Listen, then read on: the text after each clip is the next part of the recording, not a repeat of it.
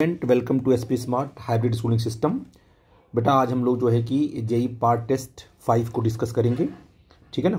तो उसमें आते हैं। जो पहला क्वेश्चन आपका क्या है कि a particle of mass m 0.5 kg execute simple harmonic motion under a force. ये आपका क्वेश्चन नंबर फर्स्ट है। आपको फोर्स कितना दिया गया? -50x दिया गया। ये आपको गिवन है, ठीक है ना। अच्छा, और उसका मास कितना है? 0.5 kg। तो टाइम पीरियड कितना होता है? टाइम पीरियड आपने पढ़ा है T = 2π√m/k, है ना। तो कितना होगा m? अच्छा, यहाँ पर k की वैल्यू क्या है? 50 है। तो यहाँ क्या रखेंगे हम लोग? T = 2π ब्रैकेट में, है ना। और मास कितना इसका दिया? 0.5 kg दिया है। 0.5/k कितना दिया है? 50 दिया हुआ है, ठीक है ना। और कह रहा है कि द टाइम पीरियड ऑसिलेशन ये दिया हुआ है। ये किसके बराबर दिया है?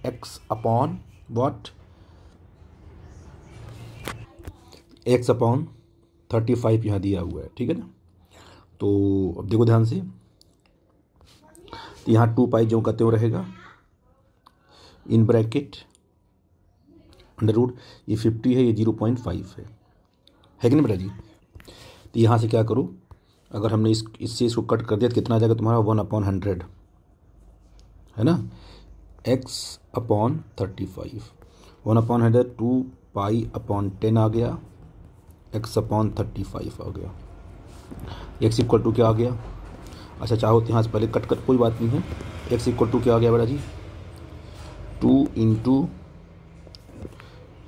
35 × 2π, है ना, /10 कर लिया। तो 2 5 जा 10 हो गया, और 5 7 इतना आ गया। ये आ गया आपका 7π, ठीक है बेटा। और पाई की वैल्यू क्या होती है? 7 × 22/7। ये आपका आंसर आ जाएगा 20, ठीक है ना। तो आंसर आपको कितना इसका आएगा? x = 20। आई थिंक मेरी बात आप समझ गए। मैं अगले क्वेश्चन में आता हूँ। बेटा बोल रहा है कि the position, velocity and acceleration, है ना। तो जो पोजीशन आपको कितना दिया है? पोजीशन मान लो ये आपको y दिया हुआ है, कितना? 4 मीटर, है ना। v कितना दिया हुआ है? 2 मीटर/सेकेंड। और e कितना दिया हुआ है? 16 मीटर/सेकेंड², है ना। The amplitude of motion is, है ना। जो ए एम्पलीट्यूड दिया है वो दिया है √x, और आपसे पूछ रहा है कि x की वैल्यू क्या होगी, ठीक है ना।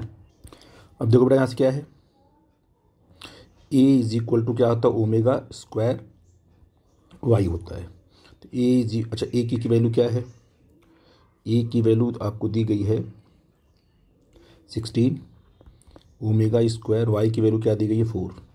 तो ω = क्या आएगा? 2 रेडियन/सेकेंड।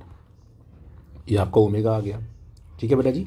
अब बताइए v क्या होता है? v = होता है आपका ω √a² - y², है ना। तो a कितना आपका है? ये √x है ना। ओमेगा की वैल्यू क्या? आप 2 है, ब्रैकेट में a², है ना, और -y² की वैल्यू क्या है? ये अगर तुम्हारा 16 है कि नहीं बेटा जी। बेटा यहाँ v की वैल्यू आपको दिया गया है, ये 2 है, ठीक है बेटा। तो बेटा यहाँ से 2 से 2 कट जाएगा, यहाँ आ जाएगा 1। तो अगर 1 = क्या आ जाएगा? a² - 16। तो a² की वैल्यू क्या आ जाएगी? 17 आ जाएगी। तो a कितना आ जाएगा? √17। तो अब बताइए a = √17, तो x = क्या आ जाएगा बेटा जी? अगर इन दोनों कंपेयर करें हम, तो x = आपका आ जाएगा 17। तो ये आपका आंसर होगा, ठीक है। क्वेश्चन बोल रहा है simple pendulum doing small oscillation at a place R height above the earth surface has time period t = इतना। t2 would be its time period if it brought to a point which is at 2r from the earth surface, ठीक है ना। ये आपका एक earth surface आपका है ना। अब इसकी रेडियस कितनी तुम्हारी आर है, तो इसकी हाइट पे आप गए, कहाँ पर पहले गए, पहले आर पे गए, तो यहाँ पर जब आप गए तो ये आर है, तो यहाँ पर आपका मान लो t1 टाइम पीरियड है, और कितना टाइम ले रहा है वो, ये है 4 सेकेंड ऑसिलेट करने में, ठीक है ना। फिर आप कहाँ गए, तो ये आपका आर और ऊपर गए ना, तो ये तुम्हारा कितना हो जाएगा, ये हो जाएगा तुम्हारा आर हो जाएगा, तो पूरा यहाँ से लेके यहाँ तक तो 2r हुआ ना ये कंप्लीट, ये पूरा का पूरा अगर और आर हो गया कि सरफेस से 2r, तो ये आप यहाँ आ गए, ये कितना टाइम आपका, ये आपका t2 होगा, ये आपको निकालना है। तो मुझे बताइए कि टाइम पीरियड का फॉर्मूला क्या होता है, 2π√L/g, ठीक है बेटा जी। और g जो यहाँ पर हाइट के साथ जो g वेरी करता है, g इक्वल टू क्या सिंपल होता है, Gm/, हमने कहा सिंपल r² है कि नहीं, तो सरफेस पे होगा, जितना हाइट ऊपर जाएगा उतना ठीक है। अगर हम यहाँ रखते हैं t के प्लेस पर, तो t is equal to 2π√g रखो यहाँ पर, तो r यहाँ पर L जो कहते हो जाएगा r²/Gm, ऐसे। अब बताइए जो आपका टाइम पीरियड है वो किस पे डिपेंड कर गया, हो गया तुम्हारा r² पे, ठीक है ना, डायरेक्ट अरे r पर, यहाँ आर पे होगा ना, क्योंकि रूट बाहर निकल जाएगा, L और Gm तो कांस्टेंट है, तो आपका क्या होगा, T1/T2 is equal to R1/R2, है ना। तो T1 आपको दिया है 4 सेकेंड, T2 आपको निकालना है, ठीक है ना। अच्छा R1 कितना है, R1 का मतलब सेंटर से लेते हैं पूरा का पूरा, ये आपका 2r है, और यहाँ से लेके यहाँ तक ये पूरा कितना है, ये r, ये है r, ये आपका 3r है, ये कट जाएगा। तो जो आपका आपको T1 में ही निकालना है, तो आप T1 की वैल्यू पुट करो, आप यहाँ कर सिंपल T1 रखो, है ना, क्योंकि T1 में ही आंसर यहाँ दिया हुआ है। तो यहाँ से T2 क्या हो जाएगा आपका 3/2 T1, है कि नहीं, 3/2 T1 का मतलब क्या हुआ, 2t is equal to 3t1, है ना। तो ये आपका ऑप्शन नंबर डी क्या है, 2t, है ना, 2t2 इक्वल टू 3t1, तो ऑप्शन नंबर डी आपका करेक्ट माना जाएगा ये वाला, ठीक है बेटा जी। आई थिंक मेरी बात समझ गए। मैं अगले क्वेश्चन में आता हूँ। कह रहा है कि in simple harmonic motion the total mechanical energy can be given by the system is E। तो जो टोटल मैकेनिक एनर्जी होती है, स्प्रिंग आपका है तो हो जाएगा तुम्हारा 1/2 kx², ये है ना एनर्जी स्टोर्ड इन स्प्रिंग। क्या है ये, क्या है ये, it is independent on mass, it is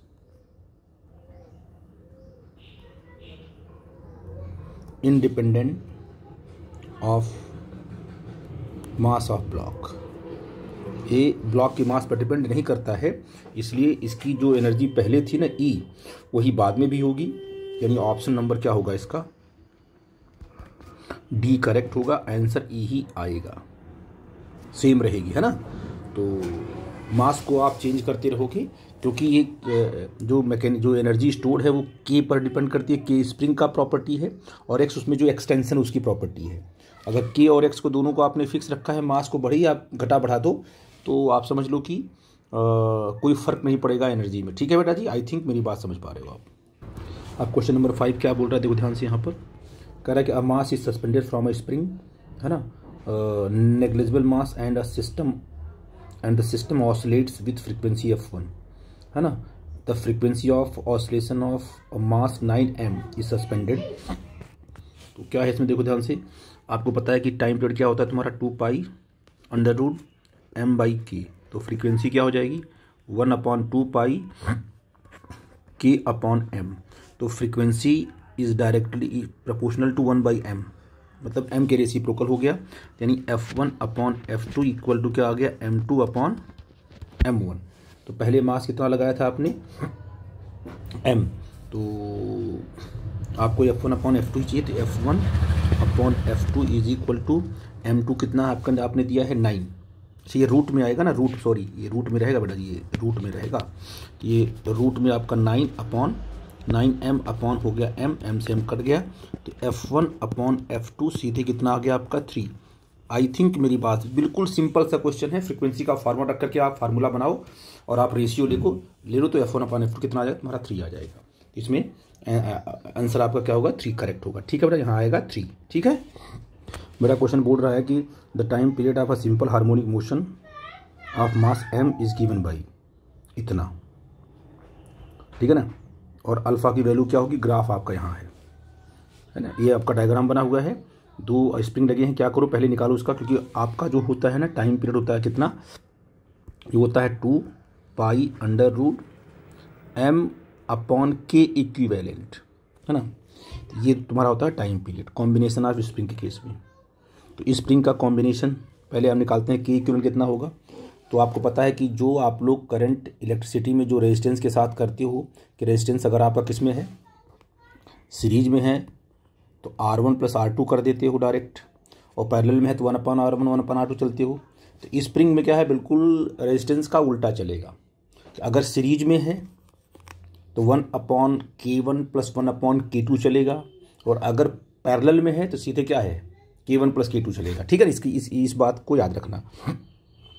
अब मुझे बताओ कि ये कितना होगा इन दोनों का सम, ये आपका K और K, तो जगह तुम्हारा 2K, यहाँ तुम्हारा 2K हो गया, और ये किसका, ये भी आपका K है। तो अब 2K और K का क्या है आपस में, ये आपस में सीरीज कॉम्बिनेशन है। क्या होगा तुम्हारा 2K into K upon 2K plus K, यहाँ कितना आ जाएगा, 2K स्क्वायर हो जाएगा, यहाँ पर हो जाएगा तुम्हारा 3K हो जाएगा, कटेगा, आ जाएगा 2/3K। अब ये 2/3K और साथ में क्या आपस में पैरेलल में है, तो 2/3K और प्लस K कर दिया आपने, कितना आ गया ये 5K अपॉन 3 आ गया, ठीक है बेटा जी। तो जिसका जो इसका जो K इक्विवेलेंट आया कितना आया, तो T is equal to 2 pi under root capital M upon कितना आ गया 5K अपॉन 3 आ गया, ठीक है बेटा जी। आई थिंक मेरी बात समझ गए।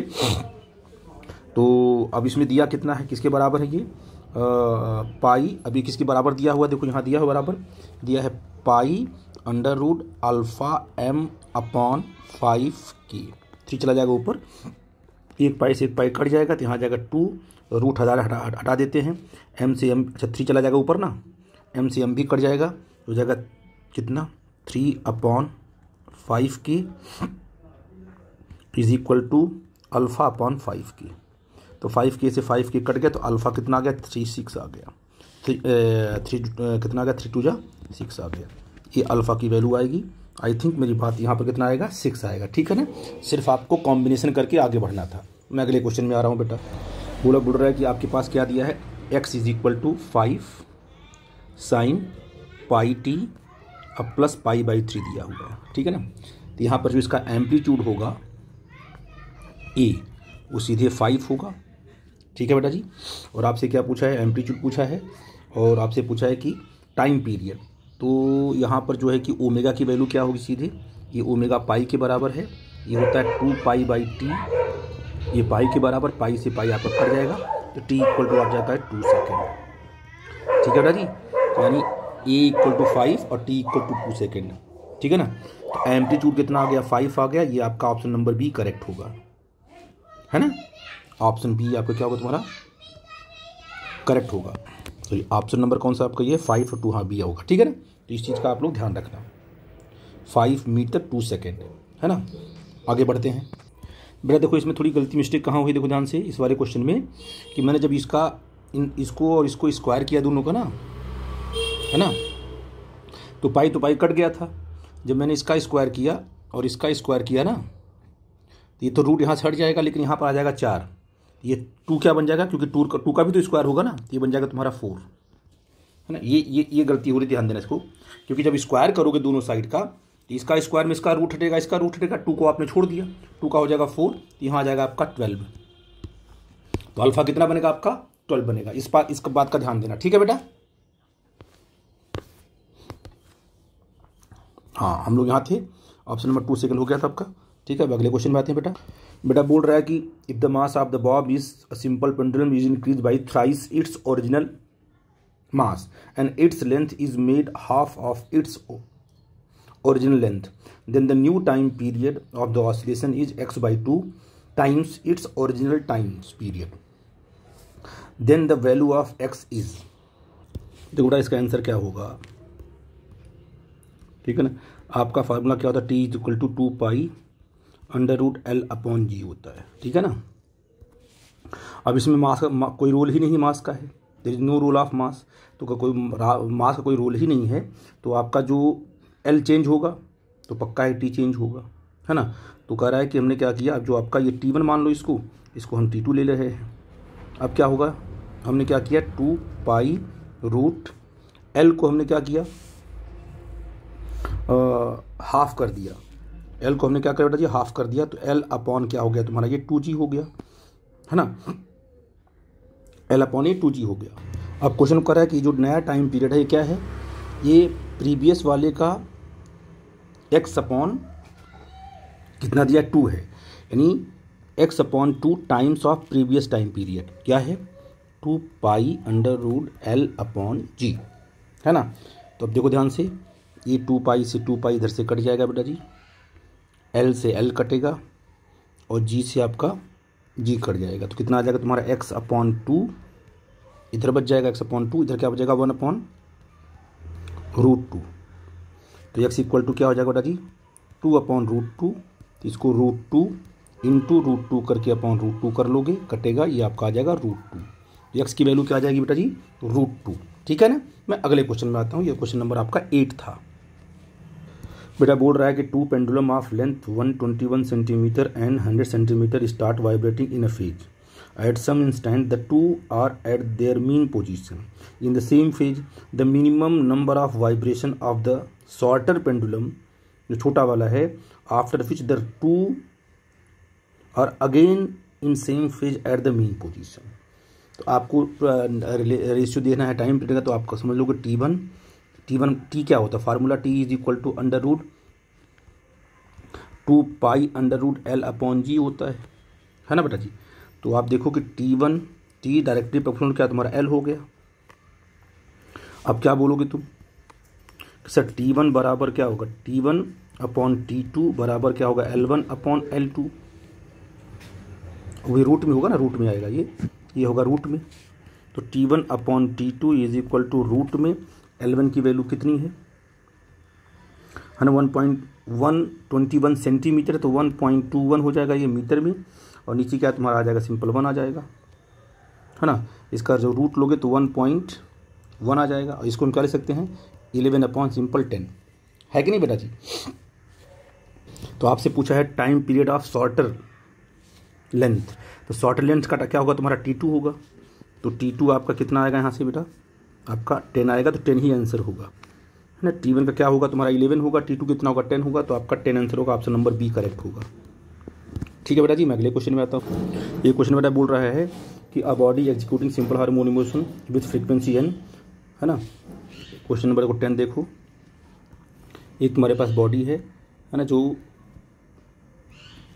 ऑस्लेट का, इसका क्या टाइम पीरियड है टी, इसका मतलब यहाँ से जाने का, और फिर वापस मीन पे आने का, फिर मीन से जाने का, और फिर मीन से वापस आने का, ये पूरा टाइम कितना आपका है, कैपिटल टी है, और इसको इन्होंने दिया है एन, है ना। तो अब मुझे बताओ कि एक कंप्लीट साइकिल में एन बन रहा है टाइम पीरियड, तो अब बोल रहा है कि what is the frequency of potential energy. तो पोटेंशियल एनर्जी देखो कितनी बार रिपीट हो रही है, यहाँ मान लो पोटेंशियल एनर्जी आपकी कितनी है, मान लो यहाँ 0 है, तो यहाँ से गई, फिर यहाँ आई, है ना, फिर देखो यहाँ 0 बन गई, है ना, फिर जाएगी, फिर वापस आएगी। तो आप देखते हो कि पूरे कंप्लीट साइकिल में पोटेंशियल एनर्जी 2 बार 0 हो रही है ना। तो अगर 2 बार 0 हो रही है तो फ्रीक्वेंसी क्या होगी, फ्रीक्वेंसी ऑफ पोटेंशियल एनर्जी क्या होगी, 2n होगी, ठीक। ऑप्शन नंबर आपका भी क्या होगा तुम्हारा करेक्ट होगा 2n, ठीक है बेटा जी। तो ये आप नोट कर लेना, मैं अगले क्वेश्चन में आता हूँ। कह रहा है कि the phase difference between the displacement and acceleration of the particle in simple harmonic motion.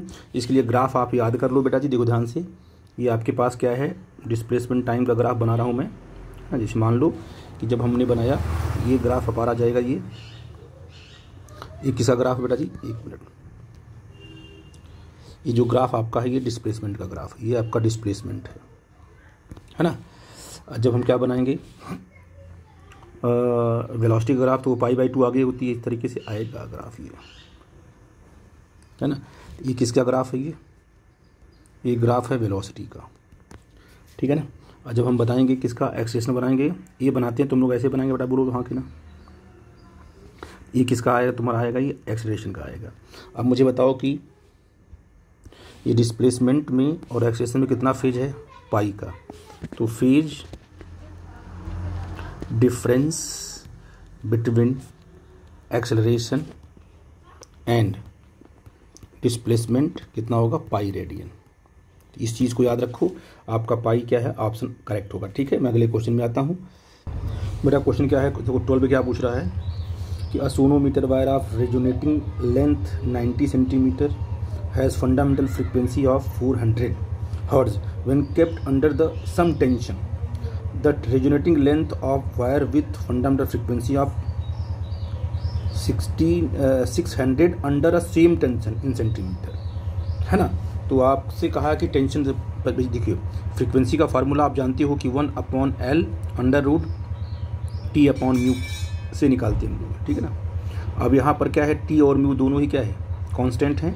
तो आप कह सकते हो कि F1/F2 = L2/L1, कि रेसिप्रोकल चलेगा ना, सॉरी हाँ रेसिप्रोकल चलेगा। ठीक है बेटा जी। अब मुझे बताओ बेटा, यहाँ से तो L2 कितना आ जाएगा, L2 निकालना हम क्यों, तो F1/F2 × L1 आ जाएगा। तो कितना आ जाएगा तुम्हारे यहाँ 400 × 90/600। सॉल्व करोगे तो L2 आपका कितना आ जाएगा, 60 सेंटीमीटर। तो आपका ऑप्शन नंबर कितना आएगा इसमें आ जाएगा 60 सेंटीमीटर। मैं अगला क्वेश्चन देखता हूँ बेटा। अब इसमें क्या बोल रहा है कि tuning fork resonate with sonometer of wire of length 1 metre, ठीक है, लेंथ दिया है 1 metre, stretched with a tension of 6 newton. Tension कितना दिया आपको, 6 न्यूटन दिया है। When the tension in the wire is changed to 54 newton. देखो इस क्वेश्चन में क्या किया, टेंशन को चेंज कर दिया। The same tuning fork produces 12 beat per second with it the frequency of tuning fork is, कितना बीट दे रहा है आपका, 12 बीट दे रहा है। तो फ्रीक्वेंसी ऑफ ट्यूनिंग फॉर्क पूछ रहा है। ठीक है बेटा जी।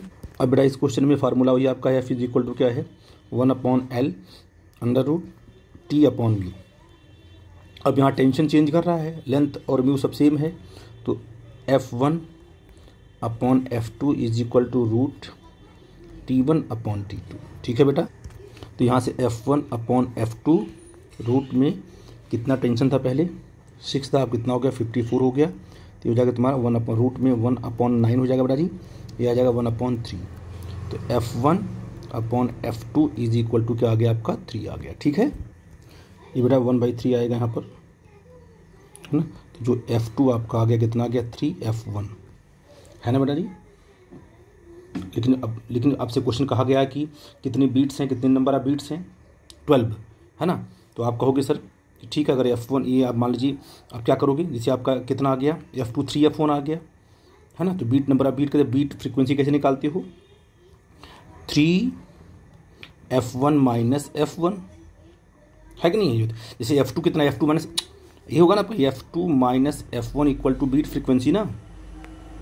तो F2 कितना, 3F1 - F1 = आपका 12, है ना। तो क्या आ गया, 2F1 = 12। तो F1 की वैल्यू क्या आ गई आपकी, 6 आ गई। ठीक है बेटा। तो आंसर आपका क्या है, तुम्हारा आंसर क्या आया, तुम्हारा 6 आया। ठीक है बेटा जी, आई थिंक मेरी बात समझ गए। अगले क्वेश्चन पे आता हूँ। करा गया point source is emitting source sound waves of intensity 16 × 10⁻⁸ watt per metre square at the origin, the difference in intensity पूछ रहा है। ठीक है ना। और आपको पता है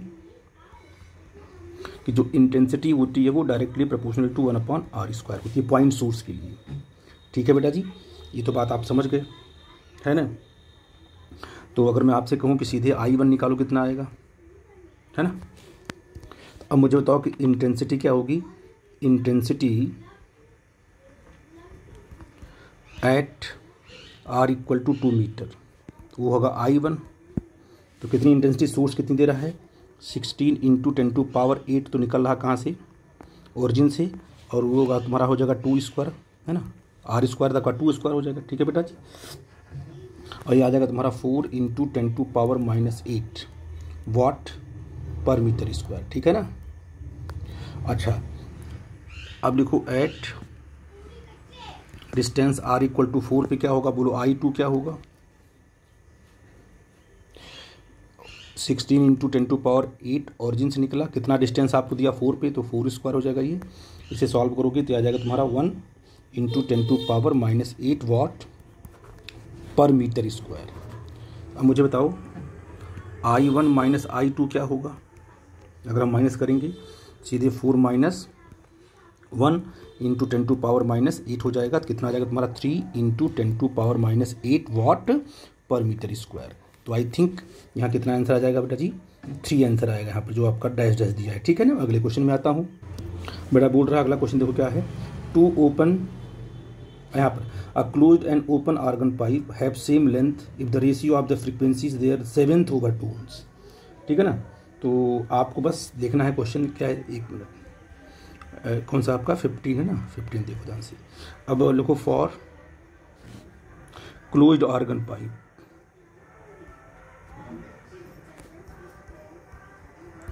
फॉर क्लोज्ड ऑर्गन पाइप है ना, nth ओवरटोन क्या होगा इसके लिए। ठीक है, okay sir, Fn equal to 2n+1 है ना, V/4L। And for open organ pipe हो गया तुम्हारा, and for open organ pipe क्या होगा, nth ओवरटोन क्या होगा, Fn equal to n+1 V/2L। बस इसका रेशियो निकाल लेंगे, क्या चीज़, frequency of nth overtone closed का अपॉन Fn ओपन का। तो क्लोज का फार्मूला रखेंगे n इक्वल टू 7 रखेंगे, 7 सॉल्व करेंगे कितना आ जाएगा तुम्हारा ये 15 V/4L अपॉन ओपन के लिए क्या बोलेंगे 8 V/2L। ठीक है जी। सॉल्व करेंगे, V से V कटेगा, L से L कट जाएगा, रेसिप्रोकल लेंगे तो ये आ जाएगा आपका 15/16, ये आपका आंसर आएगा। ठीक है बेटा जी। तो 15/16 इसके यहाँ पर जो रेशियो मिलेगा आपका ये मिल जाएगा, हाँ एक रेशियो मिलेगा 15/16। ठीक है बेटा जी। लेकिन आपसे पूछा है कि A-1/A है ना, तो A की वैल्यू पूछा है, तो A कितना होगा तुम्हारा यहाँ पर, ये हो जाएगा तुम्हारा 16, क्योंकि जो डिनोमिनेटर में कितना आपका A है ना, तो यहाँ पे कितना 16, तो आंसर आपका 16 आएगा। ठीक है। करा कि 2 open organ pipe of length 60 centimetre and 90 centimetre resonate with 6th and 5th harmonic respectively. Difference, आपको डिफरेंस निकालना है। ठीक है ना। तो 6th हार्मोनिक के कितना होगा तुम्हारा 6V/2L, 2 इंटू L कितना दिया आपका है 60 सेंटीमीटर दिया ना, 60 सेंटीमीटर, तो आप 0.6 कर लोगे, और माइनस 5th कितना हार्मोनिक है 5V/2L, तो 2 इंटू 0. आपका इसमें 9 दिया हुआ है। ठीक है बेटा जी। आई थिंक मेरी बात समझ में। अब V की यहाँ रखो वैल्यू, है ना, ये भी दिया आपको ना 3 मीटर, रखो यहाँ पर, रख के सॉल्व करो तो यहाँ पर जो आंसर आपको मिल जाएगा कितना मिल जाएगा 740 हर्ट्ज। कुछ करना केवल V की वैल्यू रख करके बस इसको क्या है LCM लेके सॉल्व कर दो। ठीक है बेटा जी। मतलब क्वेश्चन बोल रहा है in Young's double slit experiment the intensity at a point कितना दिया I/4 of the maximum intensity, the minimum distance of the point from the central maximum is micrometre में, लैम्डा दिया है, D दिया है ना, तो आपसे मिनिमम डिस्टेंस पूछा हुआ है। तो आपके पास फार्मूला क्या है, I इज इक्वल टू क्या होता है I0 cos स्क्वायर 5/2। I कितना कर दिया, ये मैक्सिमम का 4 कर दिया, क्या हो गया I0 cos स्क्वायर 5/2। I0 से आपका I0 कट गया बेटा जी, तो cos 5/2 कितना आ गया 1/2 आ गया। ठीक है बेटा जी। आई थिंक मेरी बात समझ पा रहे हो मैं क्या बोल रहा हूँ। तो यहाँ से बोलो 5/2 क्या हो जाएगा, ये हो जाएगा तुम्हारा 60 डिग्री ना, π/3 हो जाएगा। तो 5 की वैल्यू क्या आ जाएगी 2π/3, ये आपका आ गया फेज डिफरेंस। अब यहाँ से क्या निकालनी है, पाथ डिफरेंस निकाल लें।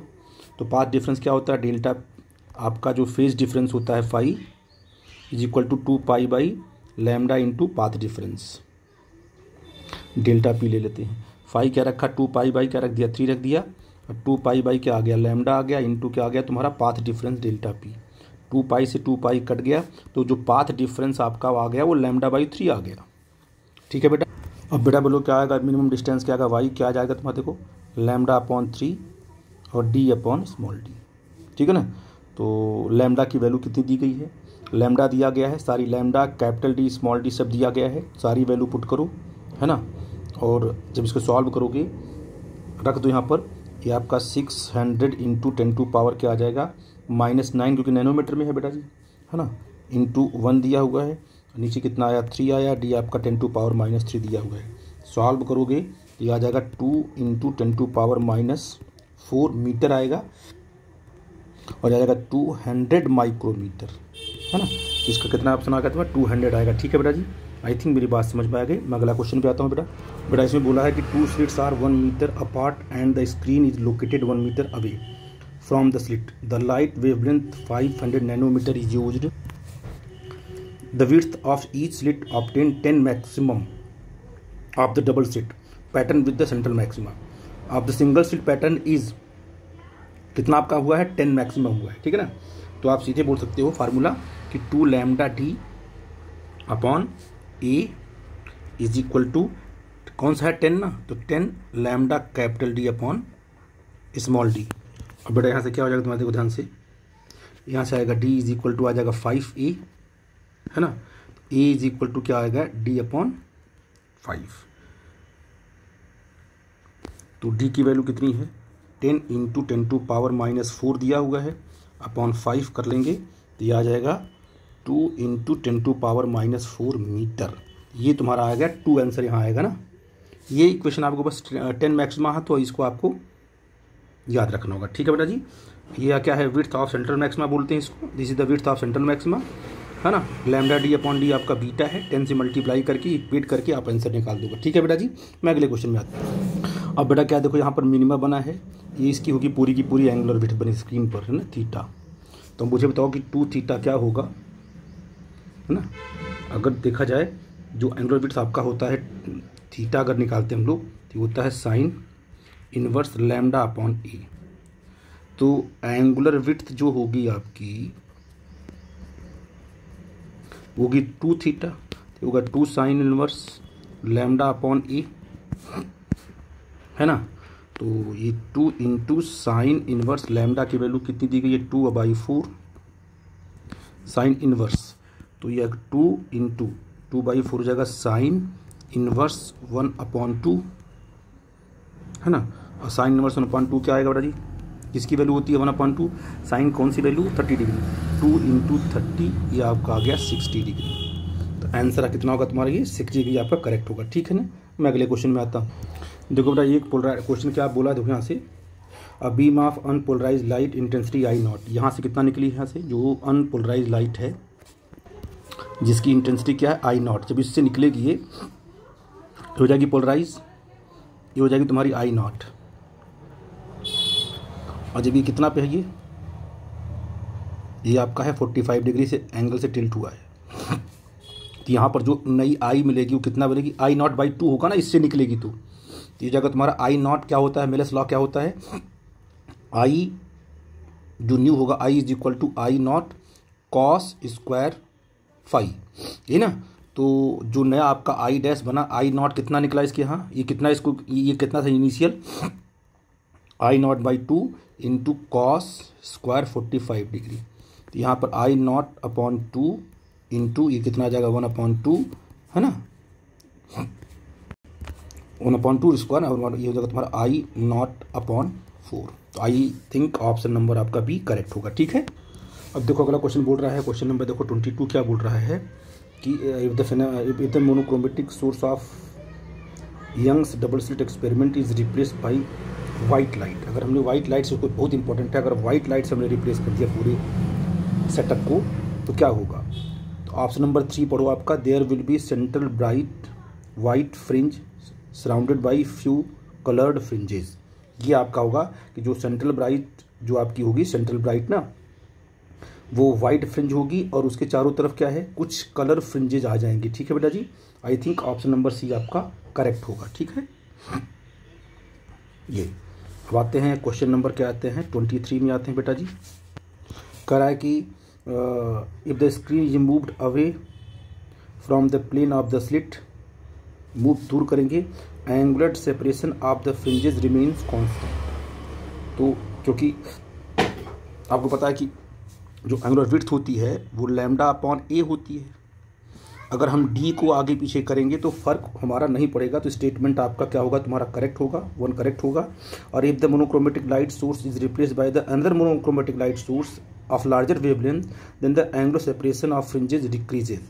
डिक्रीज नहीं करेगी, इंक्रीज करेगी, क्योंकि आपने अपने पढ़ा है कि 2 थीटा इक्वल टू क्या आएगा, लैम्डा अपॉन ए आ रहा है, थीटा इक्वल टू, तो लैम्डा बढ़ेगा तो थीटा भी क्या तुम्हारा बढ़ जाएगा। यानी स्टेटमेंट आपका 1 करेक्ट है, स्टेटमेंट 2 आपका इनकरेक्ट है। ठीक है बेटा। क्वेश्चन बोल रहा है कि in Young's diversity experiment if the separation between the coherent sources is halved then the distance of the screen from the coherent sources is double then the fringe width. Formula क्या होता है, beta is equal to lambda D upon small d, है ना। तो अगर beta 1 तो lambda 1 D1 ये कर देंगे, तो बीटा 2 क्या होगा, लैम्डा 2 D2 अपॉन हो जाएगा D2। अब आपको क्या चाहिए, बीटा 2 अपॉन बीटा 1 का रेशियो, है ना। तो इसको करेंगे तो रेसिप्रोकल हो जाएगा बेटा ना आपका, ये देखो लैम्डा 2 D2, है ना। इसको नीचे लेके आएंगे, ये चला जाएगा, D1 चला जाएगा, ऊपर चला जाएगा, अपॉन लैम्डा 1 D1 इंटू ये जगह तुम्हारा D2, है ना। सारी वैल्यू आपको दिया हुआ है, सॉल्व करेंगे तो ये आ जाएगा 4। तो beta 2 equal to 4 beta 1। Option number कौन सा होगा करेक्ट आपका, बी करेक्ट होगा। ठीक है, अगले क्वेश्चन में आते हैं बेटा। अगला क्वेश्चन बोल रहा है कि in Young's double slit experiment if the fringe is no initial phase difference between the light from the 2 slits a point on the screen corresponding to the 5th minimum has the path difference put है। तो क्या formula होगा, पास difference delta x क्या होता है तुम्हारा, बोलो जी। Question number कौन सा आपका है, 25। तो delta x is equal to क्या होगा, 2n-1 और 5/2। ठीक है ना। तो अगर 5th मिनिमम की बात है इक्वल टू क्या रख देंगे हम लोग, 5 रख देंगे, तो आपका डेल्टा एक्स कितना आ जाएगा, 2 × 5 - 1 और लैम्डा/2। तो डेल्टा एक्स की वैल्यू क्या आ जाएगी बेटा जी, 9 लैम्डा/2। तो ये आपका ऑप्शन करेक्ट होगा, कौन सा, सी ऑप्शन आपका करेक्ट होगा। ठीक है ना। तो ये सारे डेरिवेशन बड़ी इंपॉर्टेंट है, मैंने 1 बाय 1 करके दिया है। अब जो भी आपको जहाँ डाउट होगा बेटा जी मेरे से पूछना, है ना, तो मैं वहाँ आपको डिस्कस कर लूँगा। ठीक है बेटा जी, आई थिंक मेरी बात आप समझ गए। Thank you.